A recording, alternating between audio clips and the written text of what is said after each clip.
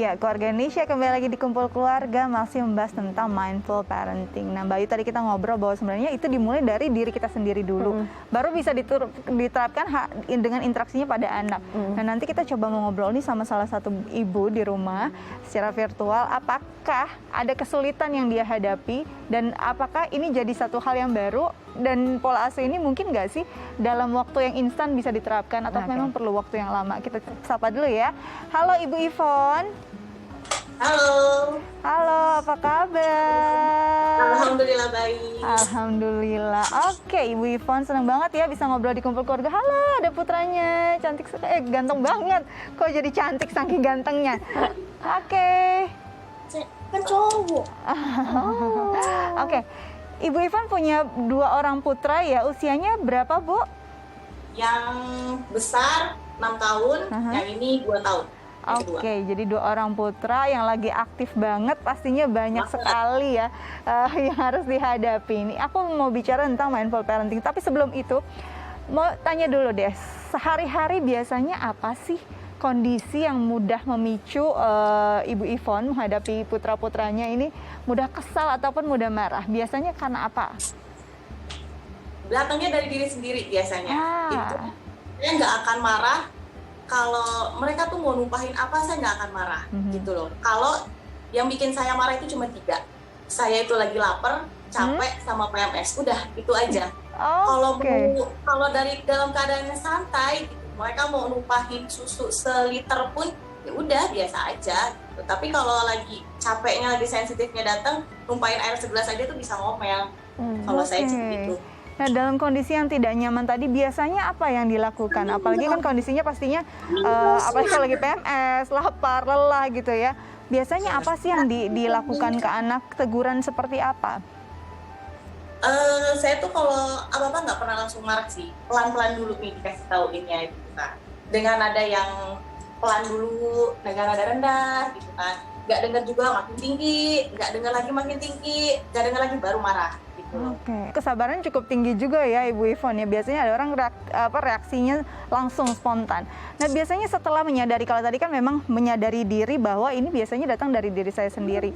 Setelah ada teguran sampai yang cukup tinggi gitu ya, apakah ada rasa penyesalan atau rasa bersalah pada anak sendiri Ibu Ivon?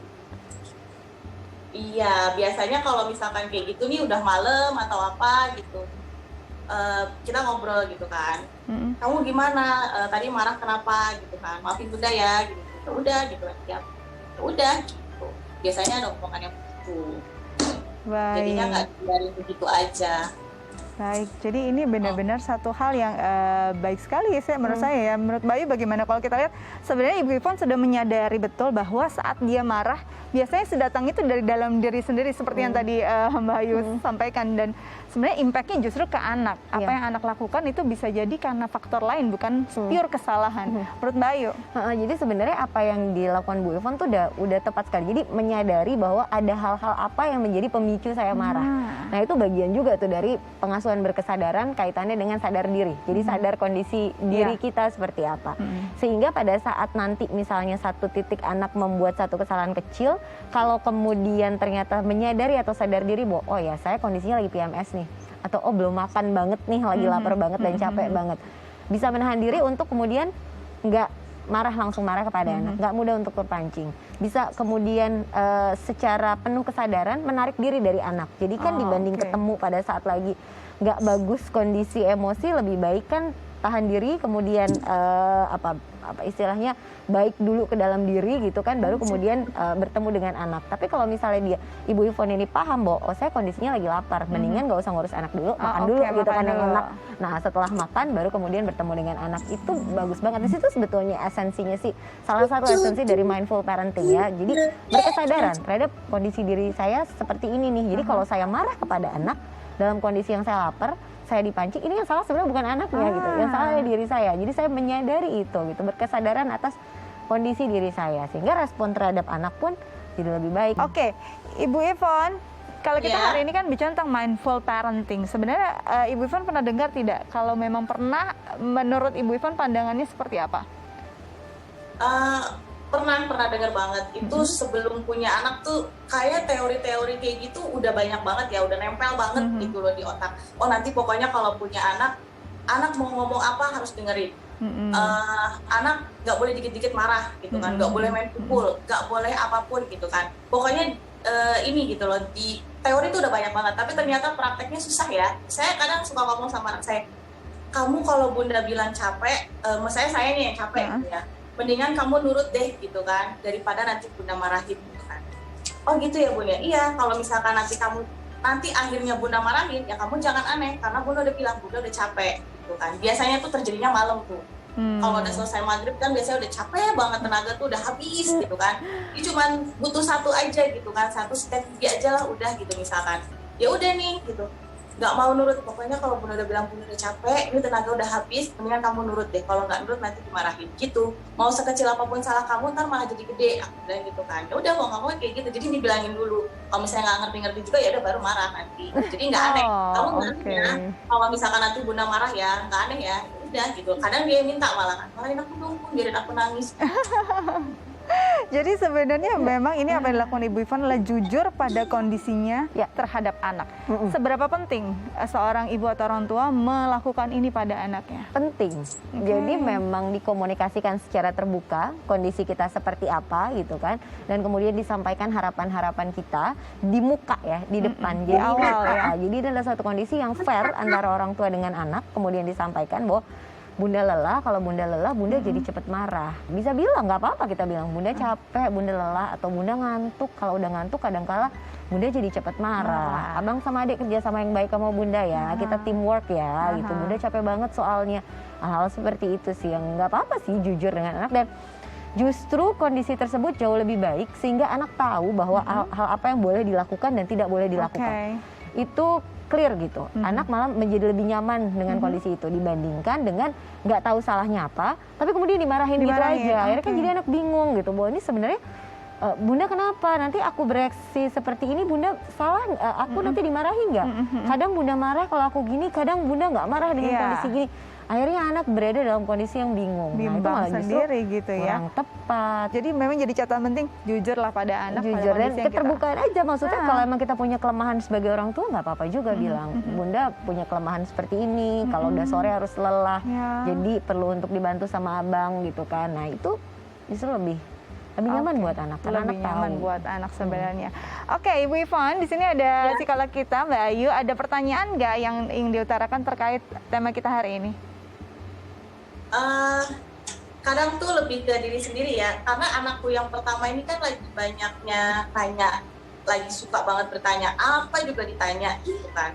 Nah, kalau misalkan udah pertanyaan yang panjang itu, dia tuh selalu berujung pada ketakutannya dia sendiri gitu loh. Nah jadi saya bingung gitu loh, harus seperti apa ya gitu kan ngadepin dia, karena misalnya gini, dia nonton nih film kartun tentang vaksin gitu. Dia akhirnya dia bertanya gitu, vaksin itu apa sih Bun? Bertanya tuh A sampai Z gitu kan ya, vaksin itu apa sih? Nah di akhir itu dia pasti akan nanya, sakit nggak sih di vaksin itu? Enggak gitu kan. Tapi dia punya pikiran, sakit, pasti sakit gitu kan. Gimana? Terus saya yang sampai, aduh ini mau ngejawabnya gimana ya, udah sampai capek gitu kan. Udah dia kadang saya sampai, udah dia mendingan gak usah nanya deh kalau kamu udah ngerti jawabannya kayak gitu. Terus sakit gak sih? Ya udah sakit udah iya gitu. Kayak kita mau jawab panjang lebar, nggak menghakimi atau bagaimana ya? Enggak, itu nggak sakit. Pelan loh, dengan pelan. Lama-lama bisa sampai naik sampai emosi gitu. Enggak sakit, sikat gigi itu sakit nggak Bun? Enggak sakit. Dicoba aja belum gitu kan. Jadi saya, ini mesti gimana ya? Jadi memang pertanyaan ini itu berangkat dari keraguan dan kecemasan anak yang ingin dibenarkan pada orang tuanya. Bagaimana nih Mbak Ayu? Jadi gini, kalau anak itu kan punya perasaan, rasa takut, rasa sedih, perasaan apa segala macam gitu ya, macam-macam ragam perasaan anak. Sebetulnya anak itu butuh untuk divalidasi. Jadi misalnya dia bilang, Bun ini sakit ya gitu. Kan pada kenyataannya emang vaksin agak sakit kan rasanya. Jadi bilang aja nggak apa-apa, iya sakit. Didukung sedikit ya. Jadi dibilang sakit gitu. Kenapa nanya gitu kan? Takut gitu. Oh kakak takut ya mau divaksin. Karena apa? Karena sakit Bun. Sakit nggak? Jujur aja emang sakit kan. Beberapa orang memang takut divaksin dan memang pada saat disuntik itu kan ada sensasi nyeri dan sakitnya gitu. Jadi nggak apa-apa bilang aja sakit sedikit. tapi nggak apa-apa, adik takut vaksin disuntik sakit sedikit nggak apa-apa kalau misal memang takut gitu, namanya juga disuntik sakit jadi takut ya. Iya, Bunda juga dulu waktu kecil pernah ngerasa takut seperti itu, jadi divalidasi perasaannya. Nah setelah itu baru kemudian masuk ke pemahaman, jadi emosinya penuh dulu, konten dulu, divalidasi bahwa oh merasa takut itu wajar, nggak apa-apa gitu, takut ya, oh ya Bunda juga dulu suka ngerasa takut gitu. Tapi kalau nggak divaksin jauh lebih bahaya. Kenapa? Dijelasin lagi lah dengan apa, tadi udah nonton film kartun kan, tinggal di review, dijelasin itu kenapa. Jadi validasi emosinya itu anak penting untuk divalidasi perasaannya, lalu baru setelah validasi perasaan dijelaskan apa penyebabnya. Oke, jadi intinya seperti perut yang lapar, kenyangi dulu, baru dia bisa bersahabat dengan organ tubuh yang lain dan memahami kondisinya, begitu ya Mbak Ayu ya. Oke, Ibu Ivon, kira-kira seperti itu. Mudah-mudahan bisa diterapkan untuk kedua putranya di rumah ya. Terima kasih sudah membantu. Amin, mudah-mudahan sangat membantu. Terima kasih, sampai ketemu lagi. Bye. Bye. Dadah. Lucu banget. Ini seru banget ya Mbak Ayu. Ternyata bukan permasalahan cuma ya menahan amarah, menghargai orang, tapi juga bagaimana dia bisa memahami apa yang jadi pemikiran anak. Nah ini kita bahas lagi tapi setelah jeda berikut ya Mbak Ayu ya. Nah, Keluarga Indonesia jangan kemana-mana, tetap bersama kami di Hal Indonesia.